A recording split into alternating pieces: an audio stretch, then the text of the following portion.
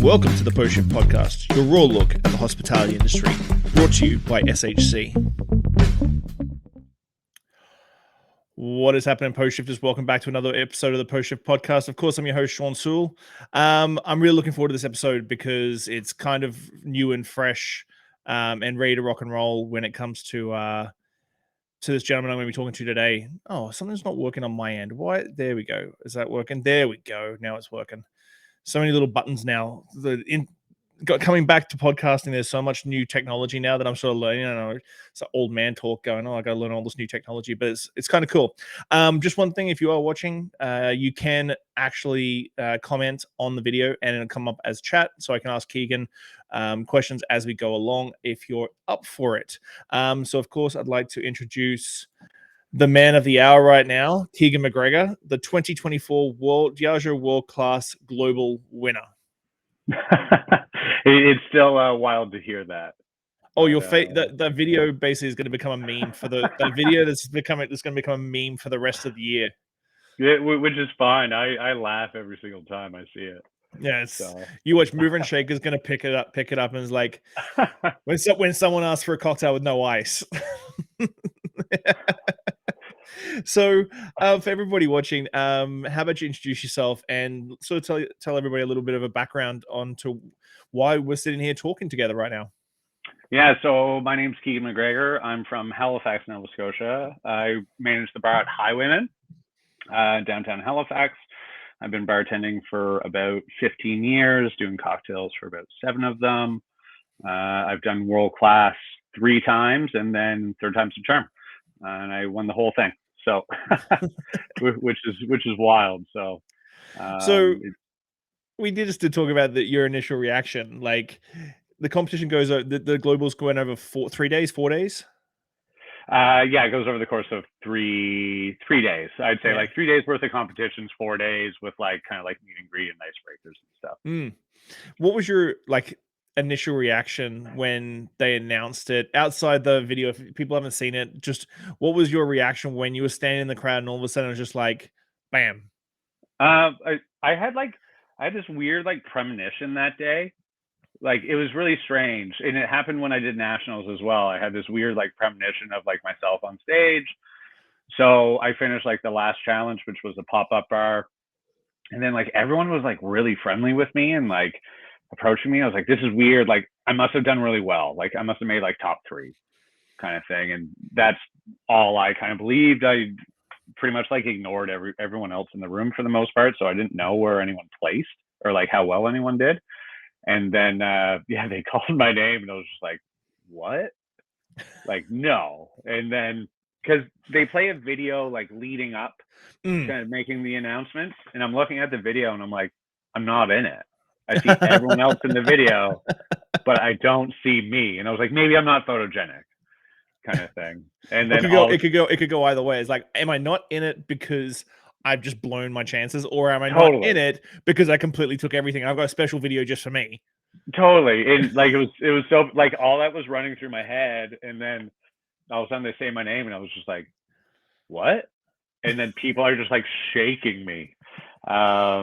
Because I had a feeling I did well. Like, I definitely didn't do my, like, for me at least, I knew I made some mistakes along the way. And I thought that was going to like cost me like maybe 2nd or 3rd place, which would have been awesome. But I did well enough overall that it got me the win, which was amazing. So yeah, James Grant was very, very happy. He was pretty thrilled. Caitlin was off to the side. You didn't quite see her in the video, but she was crying as well. So that was awesome.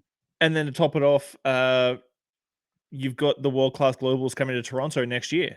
Yeah, which is crazy. I knew we were like pitching for it, but Michael Armistead definitely like kept his lips pretty sealed about it.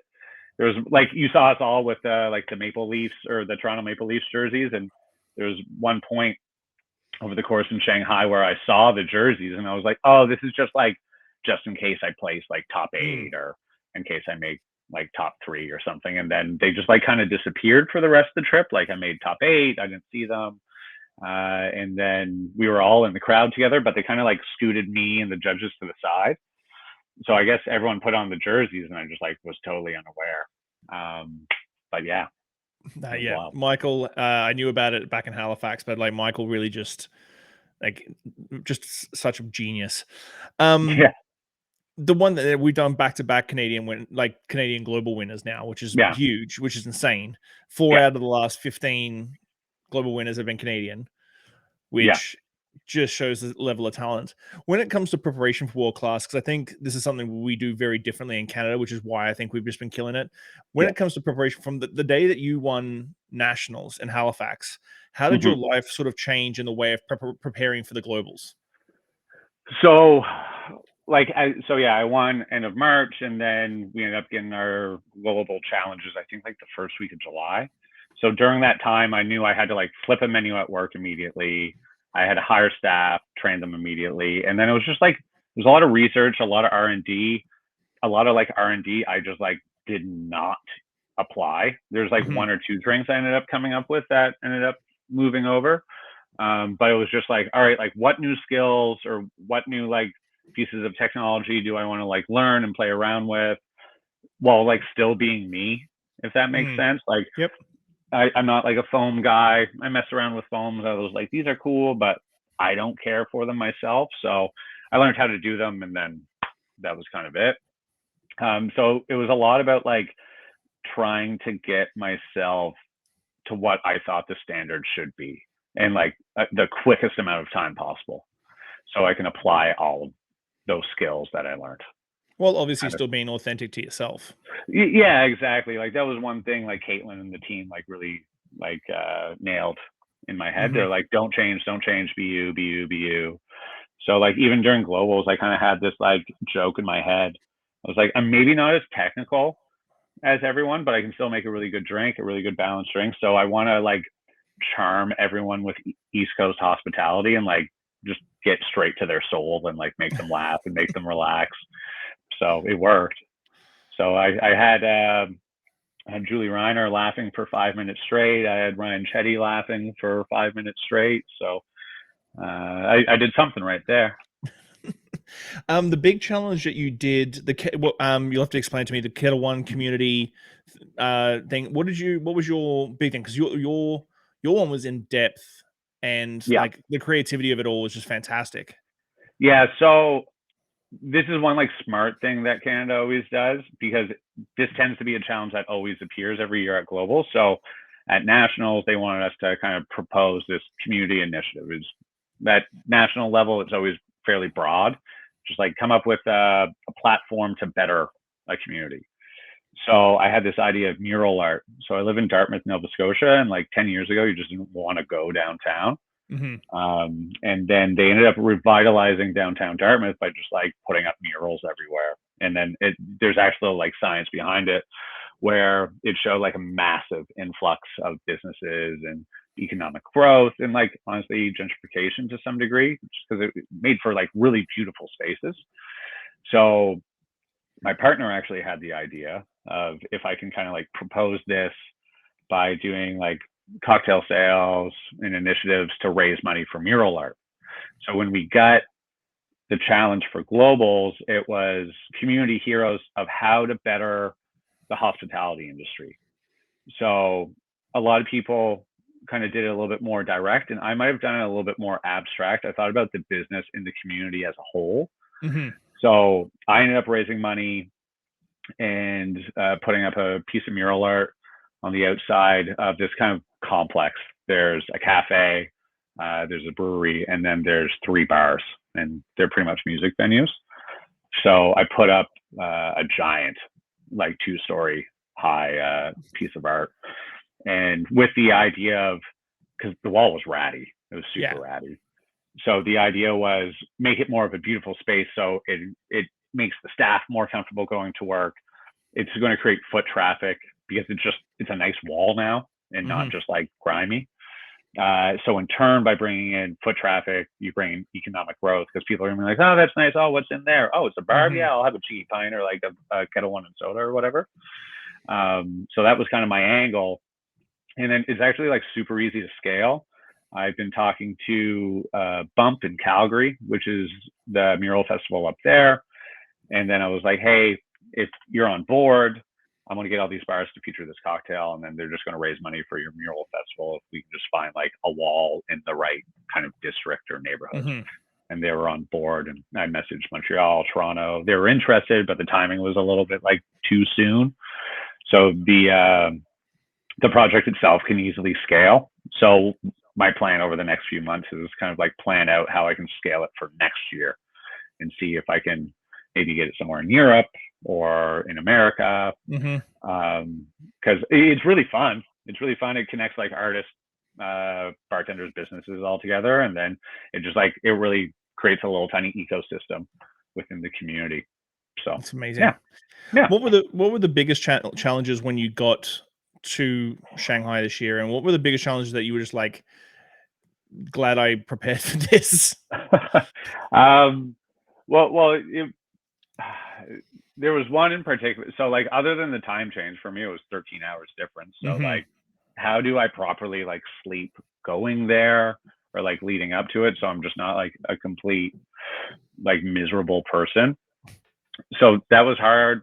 Also, like teaching myself how to eat, as silly as that sounds, like forcing myself to eat food just so I had like energy.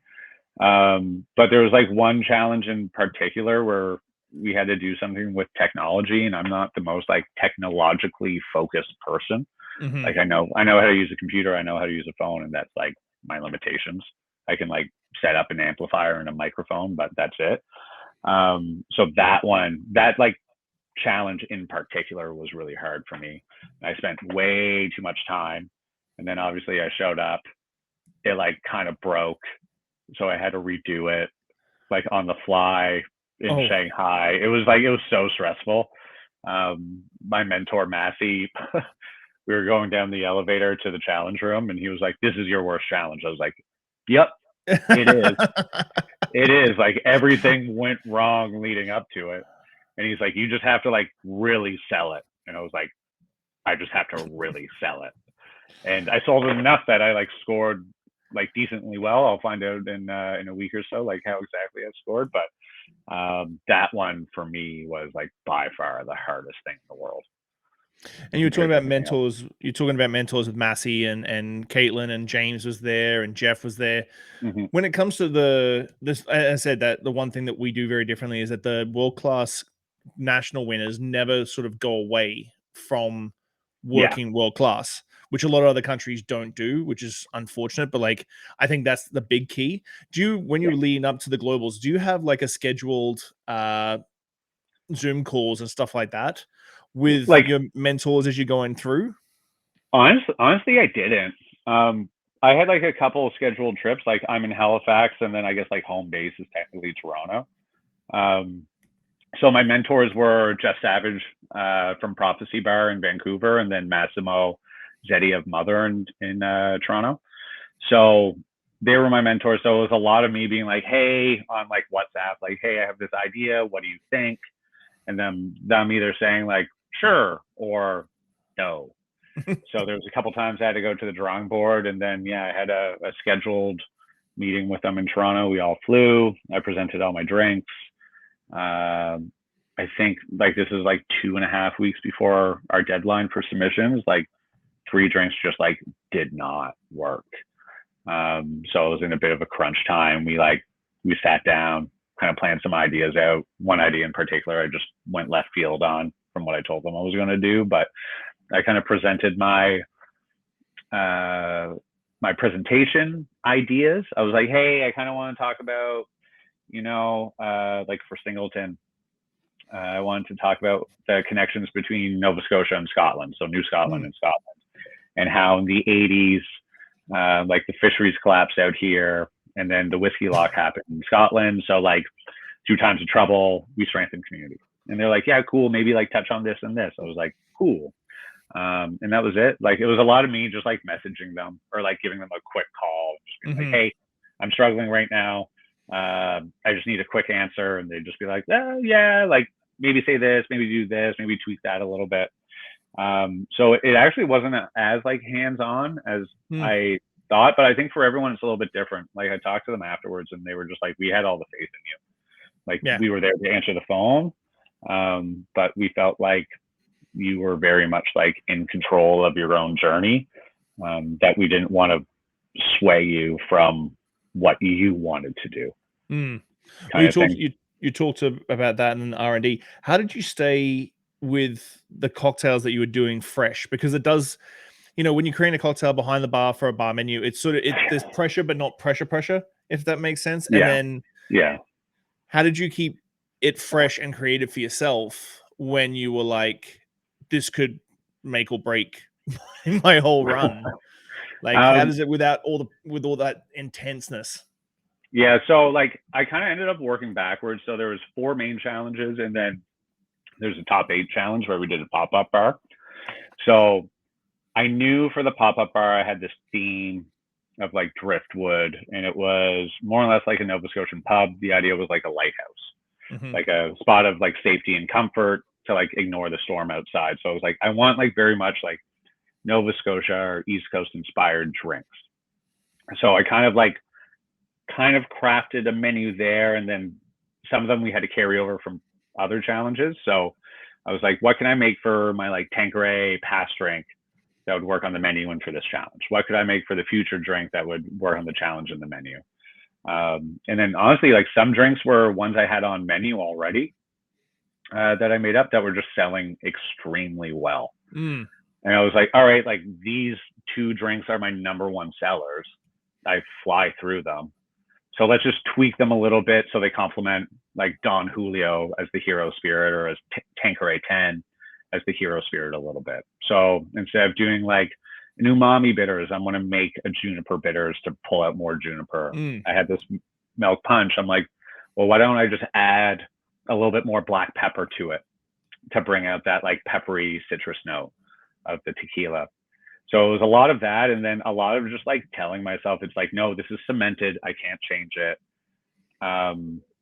There's definitely like one last minute drink that kind of happened that I came up with, and I was kind of tweaking, like very, very tiny, just like mill by mill, leading up to it. Like the last week, I think I kind of dialed in the ratios of it, but I just kind of I just told myself, I was like, I have to commit. They sell well on menu. I'll do a feature menu. I'll see how they'll sell, and I just can't change it. And honestly, like some drinks I came up with in like mid-July, and I would feature them. They'd sell well, and then I was like, I'm going to honestly like ignore this drink. It's good. It's done. It's done. I'm ignoring it. I'm not touching it again. I'm not going to make it until like 2 weeks prior to. So I just don't get in my head, and I don't like mess around with altering anything. So it was just one of those things where you just have to have faith in yourself, and like the drink's good, don't touch it, and you have to like constantly hammer that into your head. I think that's a good, because I think the hardest thing, one of the biggest things I've always had with cocktail competitions is that a competition drink is not a drink that you'd ever put on a menu. Like there's a difference, whether it be too many steps or too much elaborate prep. Like it's very rarely that you see a cocktail competition, and I think me personally, I've always said as a cocktail competition thing that it needs to be on the menu so that you can prove of concept that it can be made and it can be repeated over and over and over again consistently. But that's a great piece of advice for anyone who wants to compete next year. Put your cocktails on the menu and see how they sell. Yeah, I think there was honestly one drink I made where I was like, this drink is banging, but it takes me 48 hours to make. So like it's never going on menu. I'll make like some version of it, but I was like, all right, this drink is really good, so I'm going to spend 2 days making it. I'll feature it. I'll make sure people like it. I'll get feedback, and then I'll get the feedback. I'll sit on it for a week or two. I'll do like the tweaks I have to. I'll spend another 2 days making it.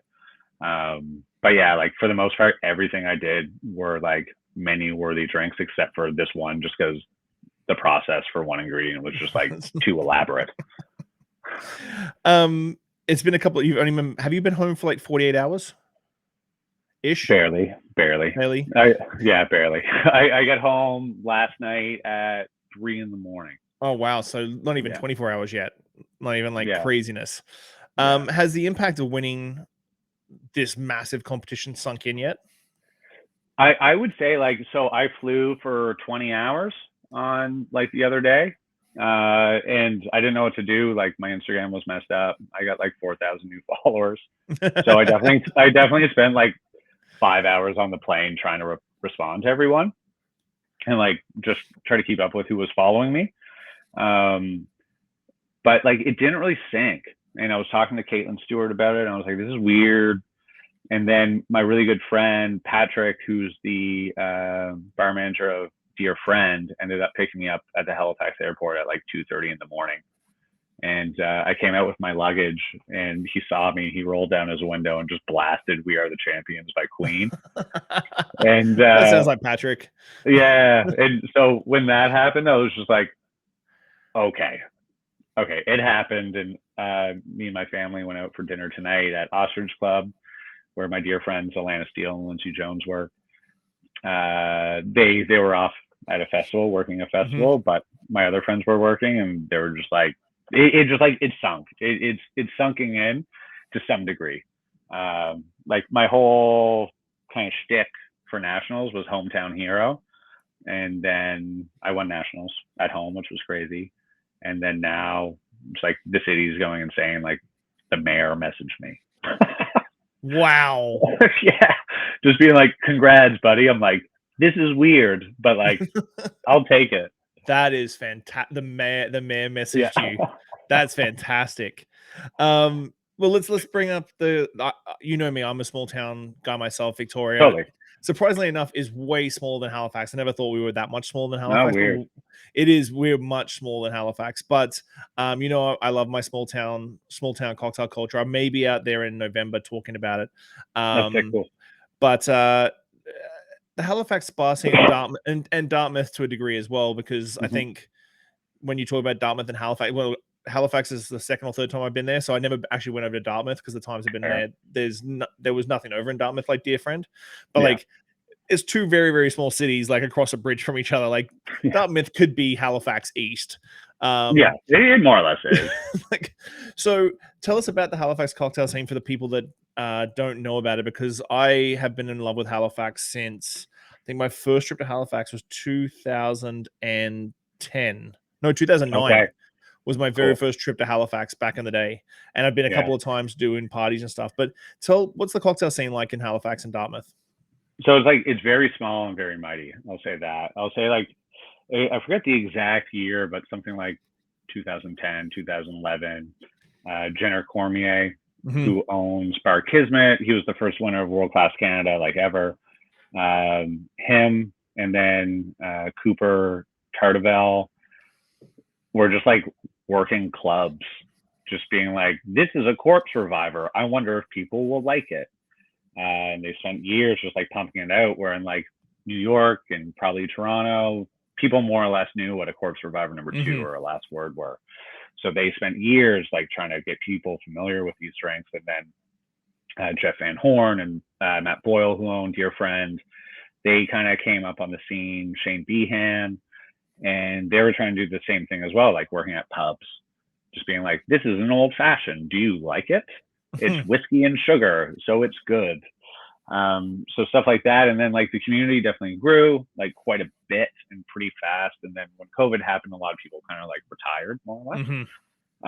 So now I'd say there's a cocktail scene. You can go get a margarita or whatever, but I'd say there's maybe like 6 really good spots that are worth like going, and like, you know, every time you'll get a really good drink. Like, we're small, we're mighty, we're not really too loud.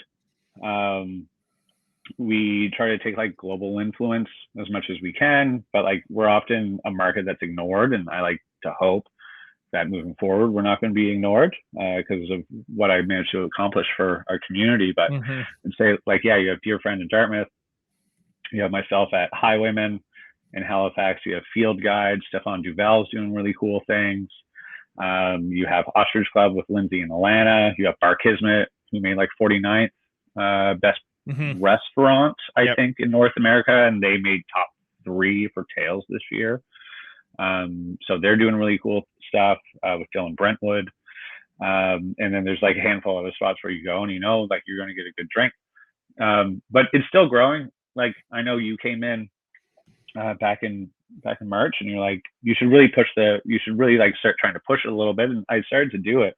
But at the same time, it's like, I can't scare away my clientele over here because we're easily like 5 to 10 years behind. But that's where like we use hospitality to our advantage at cocktail bars and like make people feel like comfortable and safe. Like I want to make a drink that like you can understand the flavors, you can maybe understand the technique, and I'm not going to necessarily like scare you away with some ingredients. So now that it's what we try to do at least. You've been around 15 years. Yeah. As you said, the Halifax bar scene and Dartmouth is growing. Do you see yourself as a mentor for the younger generation that are coming up through the ranks now? Like I've always wanted to put myself in that position. The last like year, I've been extremely busy, and I imagine the following year I won't be really busy. But whenever anyone comes to the bar, like I'm an open book kind of thing. Obviously, there's like a couple secrets I keep because I'm like I worked really hard at like learning this. So like I'm not going to give you everything, but I'll at least like point you in the right direction. Or like I had someone, he was creating a cocktail menu for a new bar, and he invited me to taste it as an outside person because he wanted an opinion. Sadly, I couldn't swing it just with my schedule. But he sent me his specs, and I just kind of like wrote up some feedback really quick to him. But yeah, I want to use this opportunity to really help my community grow. And like, if anyone has a question, like especially locally, like please reach out because I want Halifax to really start being noticed on the international scene. With the competition and everything, what advice would you give to a bartender who wants to do world class as a competition? I'll give the advice that people gave me. Just like make good drinks. Like they don't have to be like super crazy. They definitely have to be interesting. But like I had a Clover Club that was strawberry and mushroom. Like at its core, it's nothing too wild. Just make like balanced drinks that are interesting, and then like just be yourself because you can tell when someone's being fake. I guess like ultimately. I did that the entire time, and obviously like it paid off for myself. And just like show hospitality. And then like for world class specifically, like every challenge has a different rubric of like scoring, and just like pay attention to that. Like if something's technique driven, like techniques are like 40 points, then maybe do a milk punch, do a shake and drink, do a stirred drink, and do like one piece of advanced like technology to kind of make it more interesting, just to show that you have this like diverse skill set. But if you have something that's like technique is only worth 10 points, then like just make a really good drink, and you don't have to really like get in your head about how complex it is. And maybe like storytelling is where the points come in, and just really focus on a really well crafted story that's real to you. Because there was something I read recently about public speaking where you're telling a story or you're telling something that you know really well kind of thing, and you're just like educating. So maybe I'm going to tell the story about my life, so I know my life because I lived it, so I can like ad lib, I can make it very casual, stuff like that. Where if you're trying to like tell a story you made up, you're not necessarily going to like remember it. You can't be like loose with it. That's going to be a lot more like rigid and stiff, and it's going to be a little awkward. So just like kind of think about stuff like that. I think the presentations at least.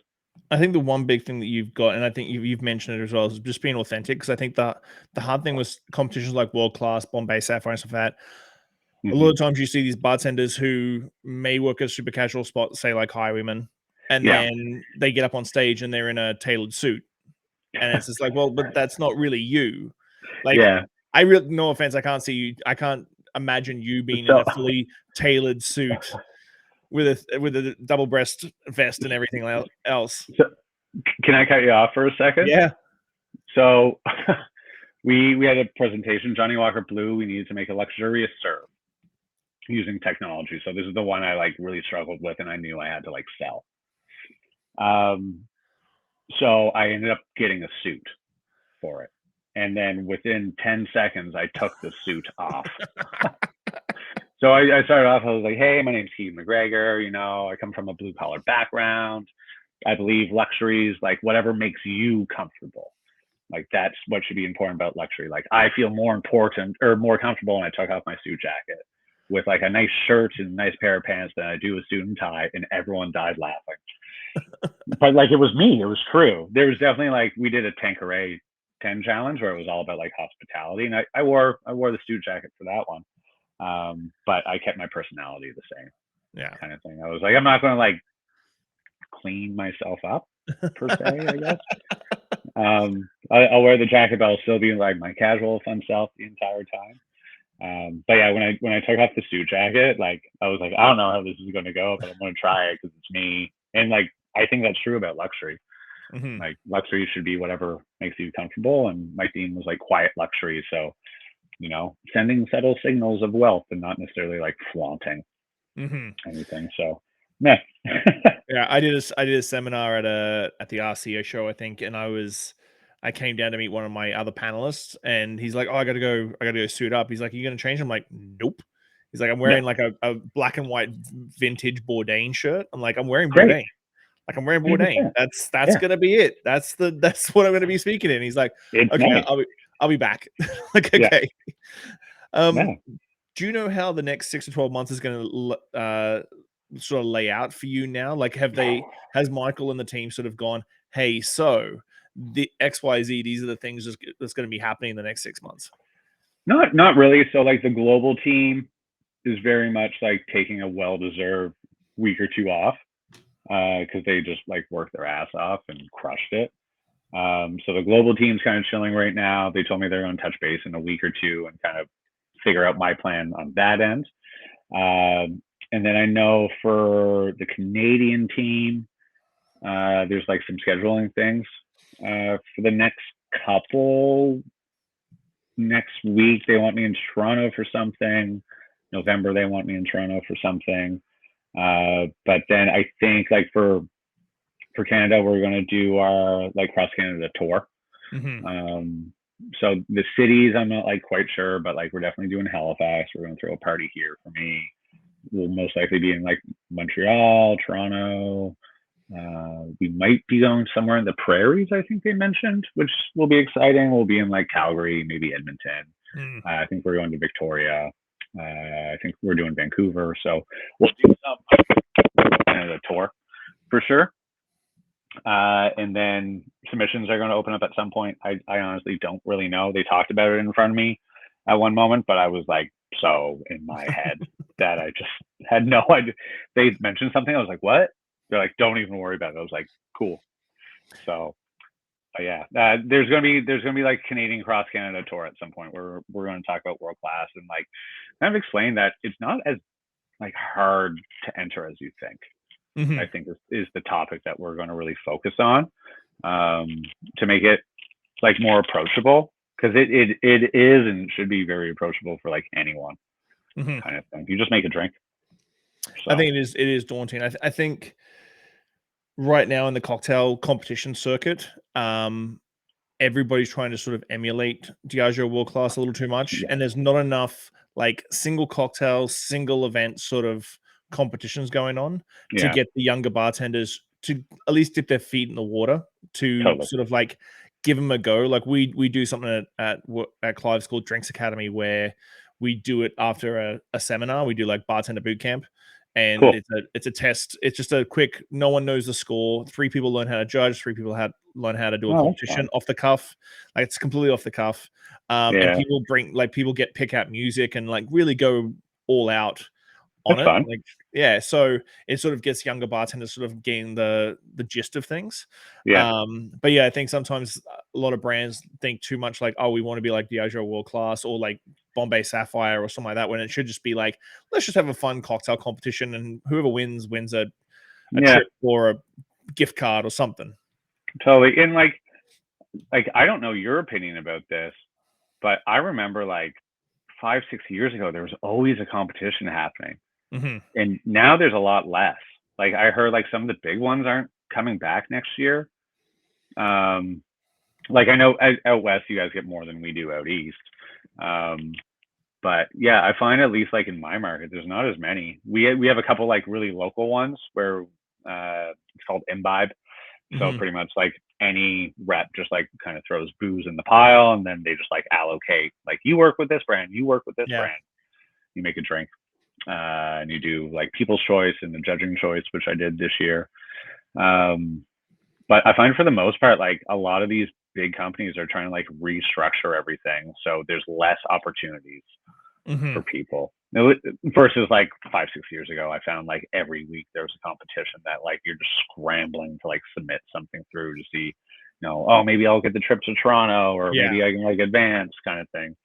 But Yeah. yeah, I'd agree with that. A lot of the times it's like they'll do something in Vancouver and not even suggest it Yeah. to Victoria. And Victoria's not too far to travel. Like Kate No. Chernoff and her team and me and Harry did the Altos competition in Vancouver. Yeah. Yep. The two takes two to Altos, which 3 cities over 3 months, 3 different cocktails. Yeah. It was an insane experience. But yeah, we Totally. jumped over. But there's been like a couple of competitions in Vancouver that don't even like get mentioned in Victoria.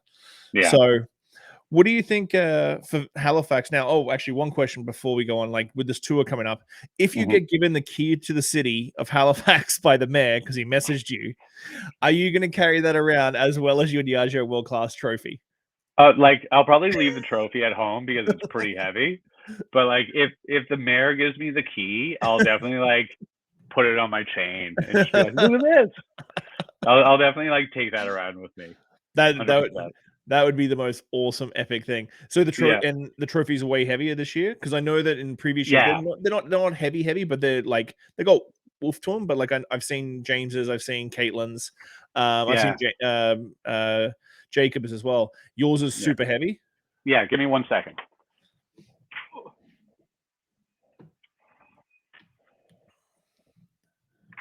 Yeah. So they changed it this year. That it's just like this like Oof. 20 pound like piece of glass now. Wow. So like I put it in my check luggage, and I have like 2 other ones from 2 other challenges I won. And I went through 2 kind of scans, and every time they're like, you're like your carry-on luggage is pretty heavy. And I was like, yeah. They're like, there's also this like big thing of glass in there, and we have to look. And I was like, sure. Like, and they looked at it. They're like, cocktail competition? I was like, yes, cocktail competition. But Because yeah. you wouldn't be able to take that on your carry on because that's like a bludgeoning instrument. Yeah, exactly. Like, part of me was like, are they going to take it? Are they going to take it from me? But everyone was so like stoked at the airport. They're like, that's really cool. That's Because I awesome. know there was one year, my buddy Will Irving, he used to work at Bar Kismet. We were going to Toronto for World Class Regionals, and he had a mallet on his carry-on, and they took it from him. I think Harry had a coffee grinder confiscated on the way back from World Class Nice. Nationals. Yeah, he had a coffee grinder in his check luggage. They got nope, you can't take that on the plane. Yeah. Why? What's the blades? Okay, cool, Yeah. no problems at all. Yeah. So what do you see the future of Halifax for the next for the foreseeable future? Now that this is sort of, do you feel like it's lit a fire under the whole culture and Halifax? You're saying like the buzz is just insane. Do you think this is Yeah. gonna sort of show younger bartenders like what you can achieve when you apply yourself even if in Yeah. a small market? Yeah, I like to think I haven't like properly like seen anyone yet. I more or less have been in hiding, trying to relax and sleep since coming back. But like, I've gotten so much like messages of support from everyone. There's like people in Europe. They knew I was in Canada, but they're like, "Where in Canada?" And I'm looking at their profile. I'm like, "You vote on 50 best, or you vote on 100 best." So Mm, there's going to be a lot more attention to us out here, which is great because there's attention in Montreal, Toronto, Vancouver, Victoria, which is like all well deserved. But we're no longer going to be ignored. So I think that's really, yeah, it's going to put the fire under people, both in front and back of house. I know like my team is like super stoked. Everyone seems very eager to like improve in any way, mhm. shape possible that we can. And then everyone I've talked to is like, no way you did it. So there's definitely that like massive motivation for my community to like show the world what we've had all along. Um, so yeah, everyone's very stoked. I plan on doing like a like very simple pop up menu this week when I work, just so I don't have to just like all highballs. Yeah. Like, honestly, I'm like, I'm going to do Batangas, I'm going to do Palomas, I'm going to do Dark and Stormies, just like get people in and be like, this is happening. Yeah. Like, we have to like bring it for this year or two and just like really kill it. So, Well, I remember the party that happened after the Nationals. Like the that was wild. the party after the Nationals was just insane. It Yeah. was just absolutely insane. Yeah. So we come to the 5 deep questions of the podcast, which is 5 questions that I've got that I ask every guest Yeah. when at the end of the podcast. What is the one lesson or experience that has shaped your perspective the most, and how do you carry forward in life? One lesson that shaped me the most, I think, it's failure, like just failure in general, and trying not to like beat yourself up from it. Like, I've always, like, Jenner Cormier has always told me, like, to be the best version of yourself. So how do you do that? You do that by failing. James Grant said the same thing, like, enter cocktail competitions so you can fail. Because you learn from it. You're like, all right, why did I fail? Like, obviously this sucks. I feel terrible, but that's how you learn. That's how you grow as an individual. So yeah, I'd say that. And then just like always trying to improve, always try to be the best version of yourself. Like, okay, I failed because I had a lot of anxiety. So how do I like overcome my anxiety? Maybe I have to like meditate for 5 minutes. Maybe I have to learn to breathe a little bit better. Maybe I like start going to the gym. So like stuff like that. I'd say failure is like the biggest key to success. Wow. If you could leave one lasting message or piece of wisdom for the world, what would it be and why? Oh, that's a deep one, bud. I told you, it's the 5 deep questions at the end of the podcast. One lasting message. Have fun and treat everyone with the exact same respect, because that's a luxury everyone deserves. And it doesn't matter who you are or what someone looks like. We just like, it's hospitality. So hospitality is all about empathy and reflection. So what if you had a bad day, you fell in the mud, you walked into a bar and no one wanted to like talk to you or respect you? Like, it's like, oh man, I had a bad day. I just want to like have a drink and like say hello to someone, but no one wants to talk to you. So where you can be like, you can show up in your suit and you can be a dick. And people will like somehow respect you more just because you look nice. So yeah, I'd say like treat everyone with the exact same respect, because we all deserve that luxury. Wow. Looking back on your journey, what's the something you wish you understood earlier in life? Man, you're really like throwing these at me, eh? Something sleep deprived. Yeah. Sleep deprived. Yeah, really. Just throwing you the deep ones. Like I've been like sleeping for 2 hours at a time. I'll like sleep for 2 hours and I'm awake for 4 and I nap for another 2. Like, my life's messed up. Something I wish I understood. I wish I understood how to have confidence in myself. That's something I've always struggled with. And then going into like both nationals and globals, I definitely like had imposter syndrome going into both of them, but I try to like put it to the side and just ignore that, and just being like, hey, you know what? I'm just going to be me.